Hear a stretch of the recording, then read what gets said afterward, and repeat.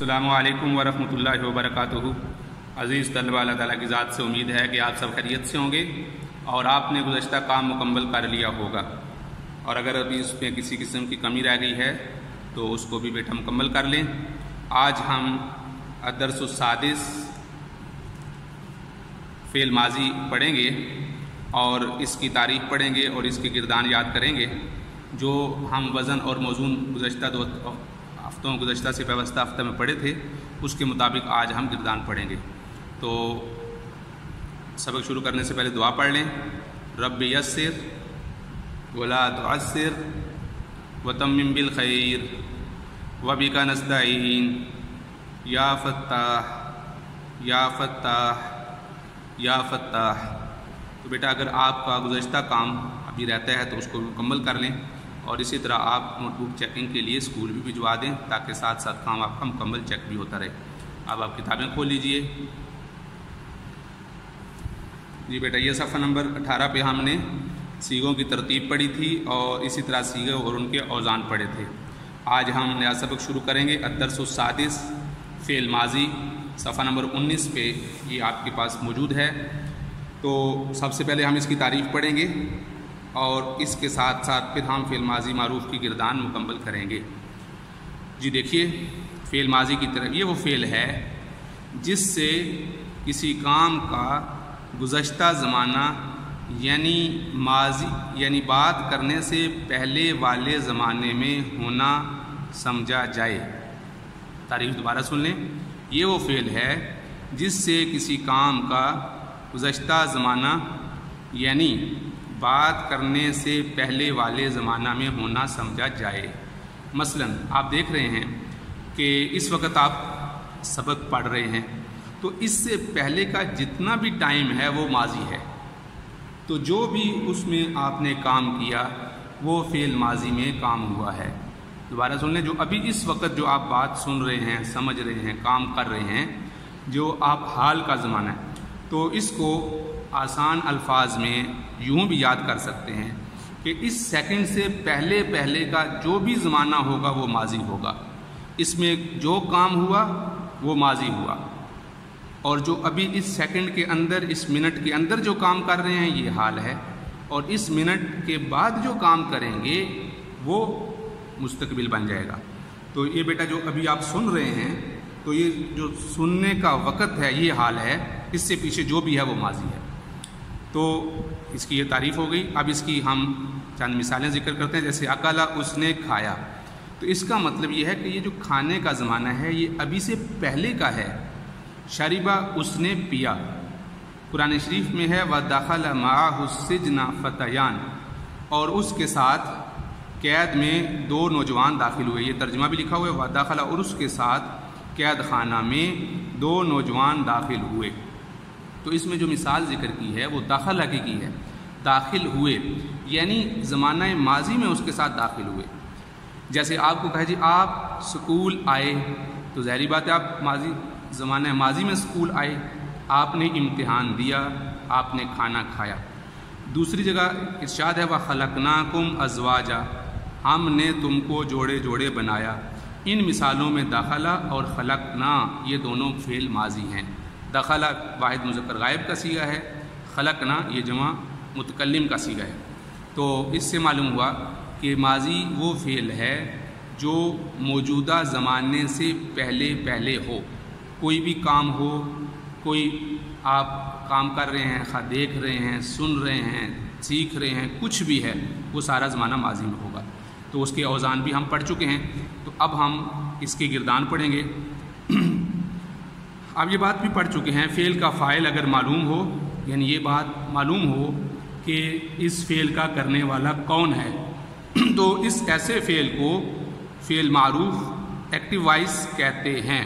یعنی اس کو معلوم ہے فاعل کون ہے، چنانچہ وہ فعل ماضی جس کا فاعل یعنی کرنے والا معلوم ہو فعل ماضی معروف کہلاتا ہے۔ معروف کا معنی یعنی اس کا فاعل معلوم ہے۔ معروف کا لفظ اردو میں بھی یہ استعمال ہوتا ہے۔ معروف اس شخص کو کہتے ہیں جو معروف ہو، جانا جاتا ہو، جس کو پہچانا گیا ہو، جو مشہور ہو، کہتے بھی ہیں معروف و مشہور ہیں، یہ شخصیت تو معروف و مشہور ہیں جی، ان کو تو ان کی تعریف کی تو ضرورت نہیں ہے، اس کو کہتے ہیں معروف۔ تو مطلب یہ جس کا فاعل معلوم ہو اس کو فعل ماضی معروف کہتے ہیں، اگر فاعل معلوم نہ ہو تو کہتے ہیں فعل مجہول ہے۔ آپ یہ لفظ سنتے ہیں جی فلاں جگہ چوری ہو گئی، چوری ہو گئی، اس کا مطلب چور کا پتہ نہیں ہے، اور اگر چور معلوم ہو تو جی فلاں آدمی نے چوری کی، فلاں آدمی نے تو چور معلوم ہے۔ تو اسی طرح نصر، اس ایک آدمی نے مدد کی، واحد مذکر غائب کا صیغہ ہے۔ آپ اس کو غور کریں تو یہ واحد مذکر غائب کا صیغہ لکھا ہوا ہے اور اس کا ہم نے فعل وزن پڑھا تھا۔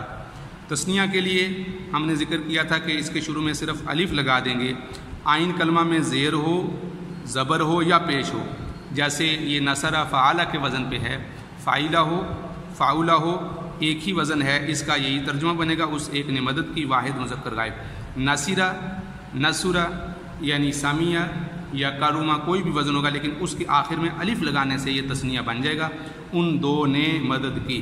اگر میں یہ کہوں سمیعہ تو ان دو نے سنا، قتلا ان دونوں نے قتل کیا، آمنا ان دونوں نے ایمان لایا۔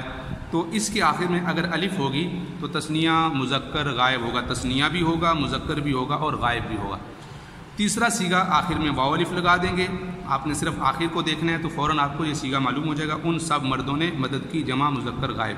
اب شروع میں دیکھیں، شروع میں کسی قسم کی کوئی تبدیلی نہیں ہے، فا کلمہ آئین کلمہ میں جو حرکات پہلے تھیں وہی حرکات اب بھی موجود ہیں، لہٰذا اب اس کی حرکت وہی رہے گی، اور ان سب مردوں نے مدد کی، جمع مذکر غائب۔ آگے دیکھیے نصرت، اس ایک عورت نے مدد کی، واحد مونث غائب، اس میں صرف آخر میں تا ساکن لگ گیا جیسا کہ ہم نے شروع میں پڑھا تھا۔ اگر الف لگے گا تو تثنیہ مذکر، واو الف لگے گا تو جمع مذکر اور غائب کی نشانی ہے، اگر تا ساکن تو واحد مونث غائب کی علامت ہو جائے گی۔ اس کے بعد ہم آگے چلتے ہیں، آگے دیکھیں اگلا صیغہ ہے نصرتا، نصرتا ان دو عورتوں نے مدد کی، تو تا ساکن لگا ہوا تھا تو یہ تا ساکن اس بات کی علامت تھی کہ واحد مونث غائب ہے، لیکن جو تثنیہ کی علامت یہی کہ اس کے آخر میں الف لگا دیں، تو تا ساکن پہلے سے تھا تو تا الف تا لگا دیا تو یہ تثنیہ مونث غائب کا صیغہ بن گیا۔ نصرنا ان سب عورتوں نے مدد کی، جمع مونث غائب۔ آگے نصرت، نصرتا تا کے اوپر جو حرکت ہے، تا کے اوپر زبر ہے، تم ایک مرد نے مدد کی، واحد مذکر حاضر، واحد مذکر حاضر۔ اسی طرح نصرتما تم دو مردوں نے مدد کی، تثنیہ مذکر حاضر۔ تو نصرتا تا کے اوپر زبر ہو تو یہ علامت ہے کہ یہ اس کا فاعل حاضر ہے، نصرتا تو نے مدد کی، تما تم دو مردوں نے مدد کی، نصرتم تم سب نے، تم سب مردوں نے مدد کی۔ تو یہ تم کا لفظ یہ آپ نے یاد رکھنا ہے، تم یہ آتا ہے جمع مذکر حاضر کے لیے، اور تا ساکن واحد مونث حاضر کے لیے، تو ایک عورت نے مدد کی، واحد مونث حاضر۔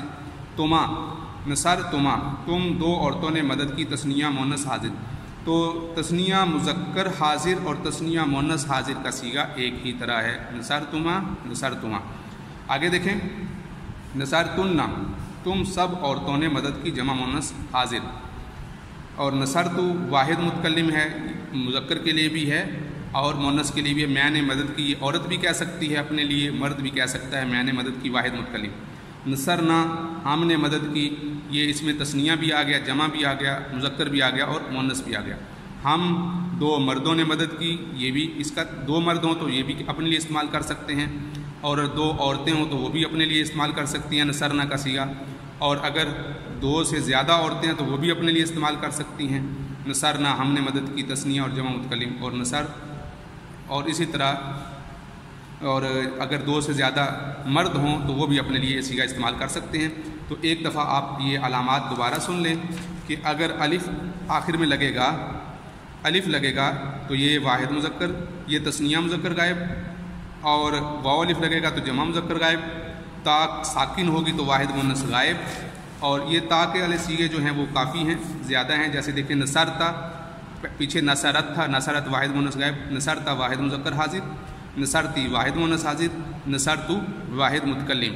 تو تا ساکن ہوگی تو واحد مونث غائب ہوگا، اور اگر تا کے اوپر زبر ہوگی تو واحد مذکر حاضر ہوگا، تا کے اوپر پیش ہوگی تو واحد متکلم، اور تا کے نیچے زیر ہوگی تو واحد مونث वाहिद मुन्नस हाजिर का सीगा होगा।